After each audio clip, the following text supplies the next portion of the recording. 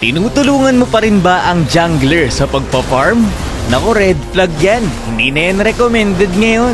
Sa video ito, i-share ko sa inyo ang mga red flag na ginagawa ng roamer ngayon sa rank game. Kung ganito ang ginagawa mo, huwag kang magagalit. Ito na ang time mo para magbago. So sa video ito, hindi na natin isasama yung mga nanganganser ng kakampi. Kasi alam naman talaga nila na red flag yung ginagawa nila, pero ginagawa pa rin nila. So dito muna tayo sa number 1, naglilish ng jungler. Hindi na ito recommended ngayon kasi late na nag-i-spawn yung jungle monster. Kung nanonood kayo ng MSC, mapapansin nyo na hindi na naglilish yung mga tank doon. Imbes na tumulong sa jungler, sa early game gawin nyo ang magagawa nyo para masaktan yung katapat nyo sa mid lane at maklear yung lane nyo. Kasi kapag ginap nyo yan at binawasan-bawasan nyo yung buhay, hindi yan makaka-rotate. At kayo yung unang makakaikot sa kakampi nyo. Kung mapapansin nyo dito, ang ginagawa ng Onyx, pinifreeze lane nila yung katapat nila para mag-up ito sa level. At mauna sila dito sa Lito Wanderer. I-clear lang nila yung minion wave kapag may Lito na. So lamang sila dyan kasi tatlo sila eh. Yung Sethian ng kalaban nag-clear pa sa mid. Tapos sila nandoon na sa Lito Wanderer. Kahit sa solo magagawa nyo yan. Ayan, tignan nyo dito. Guguluhin ko lang yung mid lane nila para hindi makaikot. Kahit naman kasi tulungan yung mag-farm yung kakampi nyo, 1 minute and 30 seconds pa rin yan magiging level 4. Pero may mga roamer pa rin na tumutulong sa farm ng jungler. Yung mga mabibilis talagang tumulong, kagaya ni Kalea, Johead, Selena, Baksha, yung mga yan pwede mag-leash. Number 2 red flag na ginagawa ng mga roamer ngayon ay yung nakatambay na lang lagi sa gold lane. Okay lang naman pumunta sa gold lane para dumalaw, pero yung dun ka na talaga tumira ay medyo OA na. Lalo na kapag magkaka-turtle na. Tapos nasa gold lane ka pa rin. Kawawa yung jungler nyo kasi walang haharap. Tapos yung mga kakampi mo kailangan na ng tulong sa mid. Ikaw nasa gold lane pa rin. Awit.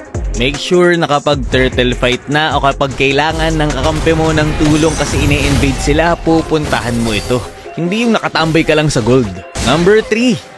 Ayoko talaga ng naka-roam saber. Okay lang naman mag-roam saber. Ang problema, kailangan kasi talaga na may makunat sa team nyo. Ibig sabihin, kapag ang kakampi mo sa solo ay gumamit ng damage XP, naku, wag na wag ka nang mag-saber roam. Kasi walang po-front eh. Oo, makakapitas ka. Gaganda yung standing mo. Matitakedown mo yung kalaban. Goods yan. Ang problema kapag mga turtle fight, lord fight, walang haharap sa team nyo. Kaya ang hirap pumwesto. Kaya kahit ikaw ay nakaka-takedown, ang laki pa rin ng chance na matalo kayo. So bago ka mag-autolock ng saber, i-check mo muna kung ano ang XP lane ng kakampi mo. Kailangan makunat to para kahit papano ay merong po front. Hindi yung basta pick ka na lang ng saber. Number 4, palag ng palag kahit hindi naman makakarespo ang kakampi. Utang na loob, wag ka namang magsiset kung hindi makakatulong ang kakampi mo. Doon ka lang magset sa alam mong kayang makarespo ng kakampi. And last, number 5, yung roamer na nagki-clear ng lane. Kapag na-takedown or kapag nag-rotate yung middle lane. Sa early, lalo na kapag hindi pa level 4, wag na wag mong gagawin ito. Kasi hindi makakatulong sa turtle yung kakampi mo kapag kinuhanan mo ng minions. Mas maganda kung i-hold mo lang ang minion wave para mapunta pa rin sa kanya yung gold. So bali ang early game rotation mo kung ikaw ay roamer, una sa lahat, ayan sa mid ka, tulungan mo yung mid lane para guluhin yung katapat o kaya mag fast clear. Tapos pwede kang dumalaw sa gold or sa XP lane. Pero make sure lang na kapag magkaka-turtle na, dun na kayo sa XP dadalaw para mauna kayo sa pwesto at makuha nyo yung turtle.